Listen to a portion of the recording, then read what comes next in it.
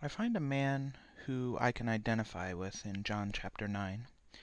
Now, when I read John chapter 9, when I read the Bible, I search for symbolism, double meaning, or even quintuple meaning. If there's 5 different ways, 10 different ways to understand it, if there are multiple ways to understand something, then I want to make sure that I have understood them all. Only then can I choose between the possible meanings so that they meet my main 2 criteria.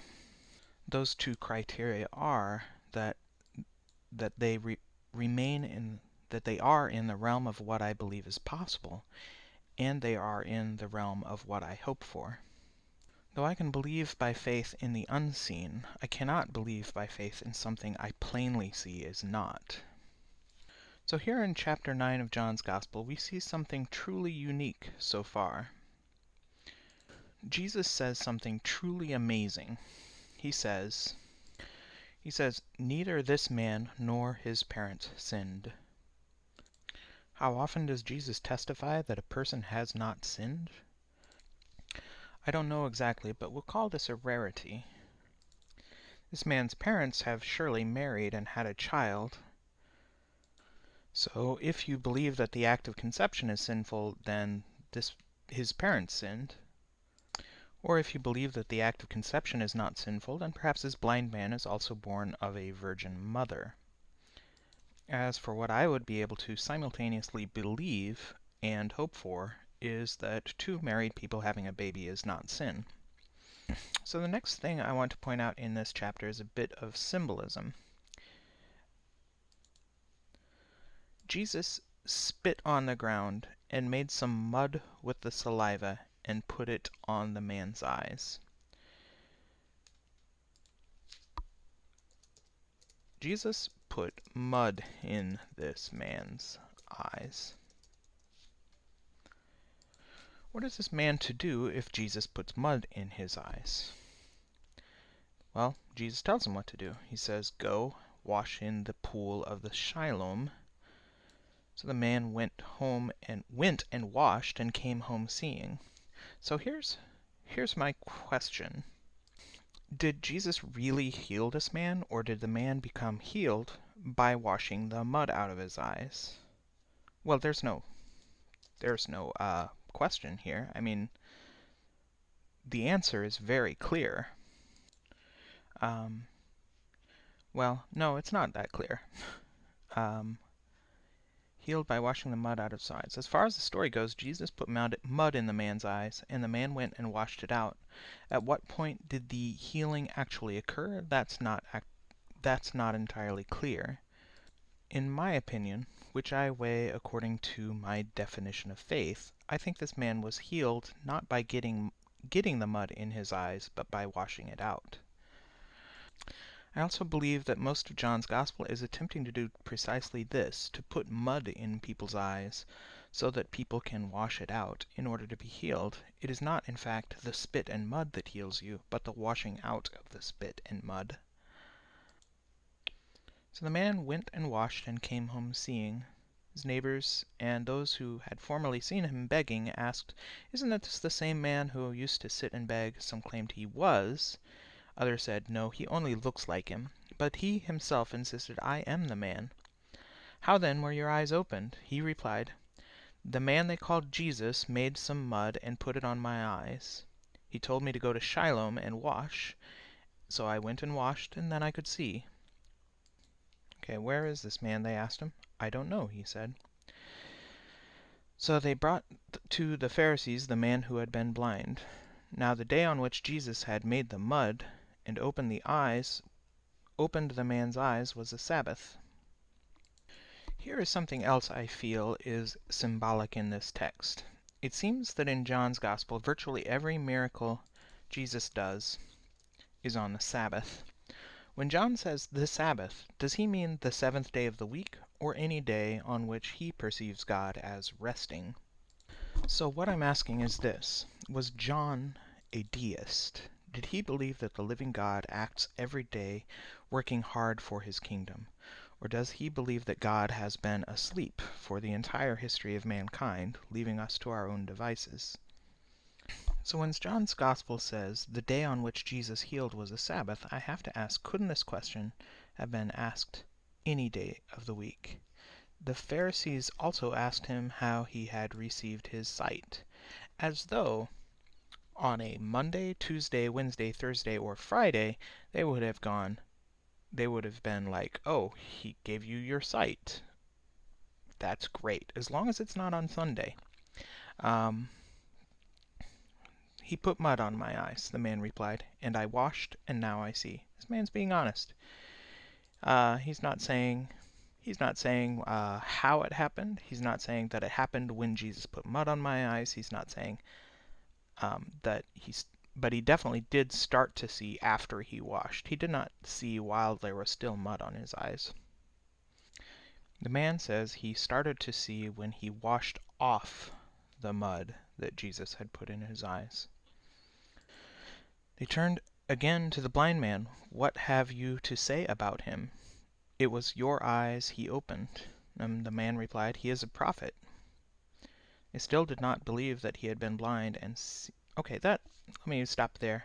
So the man says Jesus is a prophet. He does not say Jesus is the Son of God. He does not say Jesus is God. He just goes by the empirical evidence he has at hand that Jesus was able to predict the future, that when he washed the mud off his eyes, he could see.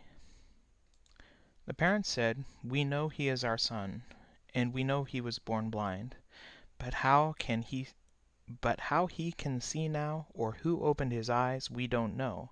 Ask him. He is of age. He will speak for himself.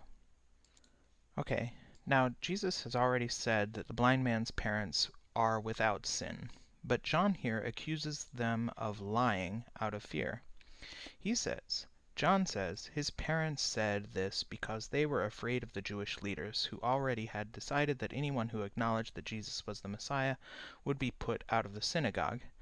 That was why his parents said, he is of age, ask him. But did the parents really know how he could see, or what opened his eyes? All they said was, we don't know. Ask him. He is of age. He will speak for himself. Did they say this because they feared being put out of the synagogue, or did they really not know? I think it is fair to say they really did not know. So then, let's see, a second time they summoned the man who had been blind. Give glory to God by telling the truth. We know this man is a sinner. Here is what the honest blind man says about Jesus. Whether he is a sinner or not, I don't know. So isn't this interesting? People who believe you must claim that Jesus is God, or Jesus is the Son of God, or Jesus is the Messiah, or Jesus is without sin, or Jesus was born of a virgin. This man who Jesus says is not sinning,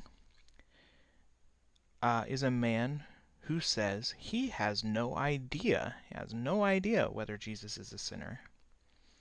All he knows is that when he washed the mud out of his eyes, he could see.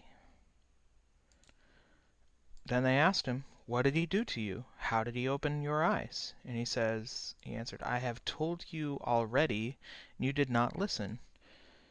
He washed the mud out of his eyes, he could see. Why do you want to hear it again? Do you want to become his disciples too? Well, it was a great story while it lasted. Then everybody starts hurling insults at each other. They hurled insults at him and said, you are this fellow's disciples. We are disciples of Moses. We know that God spoke to Moses, but as for this fellow, we don't even know where he comes from. The man answered, now that is remarkable. You don't know where he comes from, yet he opened my eyes. We know that God does not listen to sinners. He listens to the godly person who does his will. Nobody has ever heard of opening the eyes of a man born blind. If this man were not from God, he could do nothing. And to this they replied, you were steeped in sin at birth. How dare you lecture us? And they threw him out. So the next question, now that the blind man has seen, has he now become blind again? What does he say here? Suddenly he sees and says, we know that God does not listen to sinners. He listens to the godly person who does his will. Is this true that God does not listen to sinners, or has this man who saw suddenly become blind again? Jesus heard that they had thrown him out, and when he found him, he said, "Do you believe in the Son of Man?" And he asks, "Who is he, sir?" The man asked, "Tell me, so that I may believe in him." And wasn't it that this man had not sinned up to this point? All his life he had gone without sinning, and now he is asking who is the Son of Man. Jesus said, "You have now seen him. In fact, he is the one speaking with you." Who is the one speaking with you? Who is the one speaking with you? Remember, I am convinced that John speaks constantly in double meanings. When Jesus says in John's Gospel, "speaking with you," could that not possibly mean the one who speaks with your own voice? Who is the Son of Man? Is there no one who takes these words literally? Every man is a son of man. So if Jesus claimed to be a son of man, it is no great feat. He's just saying that the stories of the virgin birth are not accurate. When the blind man says, "Lord, I believe," what is he confessing to believe? If he can truly see, isn't he seeing that Jesus is the Son of Man? Then Jesus says, "For judgment I have come into this world, so that the blind will see, and those who see will become blind." Whose judgment is important? Is it the judgment of God, or is it the judgment of man? Is it the judgment of those who see good, or the judgment of those who see evil? If I could choose who could see and who could not see, I would choose those who see good to open their eyes and see, and those who see evil to close their eyes and be blind. The Pharisees who were with him heard him say, "The blind will see, and those who see will become blind." The Pharisees heard him say this and said, "What, are we blind too?" And Jesus said, "If you were blind, you would not be guilty of sin. But now that you claim you can see, your guilt remains." I cannot see evil. I see misunderstanding, I see pain, I see debt, I see temptation. But I do not see eternal hell. I do not see a God that wants to punish sinners. I see a world where we've brought a lot of pain on ourselves by hoping for the incorrect things. But if we could stop hoping for the incorrect things and begin to hope for the correct things, if we could wash this mud out of our eyes, then we could be healed.